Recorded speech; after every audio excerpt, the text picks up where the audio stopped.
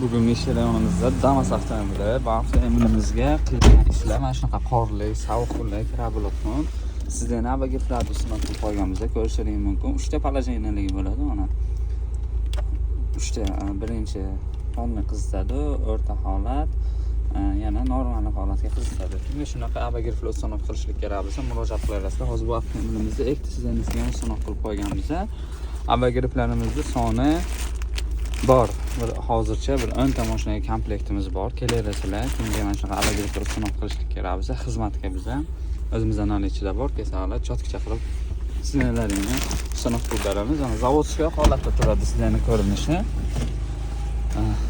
Bor yo'qligi bilinmaydi, lekin o'tirasizlar. Bitta knopkani bosganlaringdan qizitaveradi. Maza qilib mashinani qulaylik bo'ladi. Maza qilib haydaverasizlar. Kimga shunaqa abagir sinov qilishlik kerak bo'lsa, xizmatga biz akalar ish jarayonimizda Damas avtomobil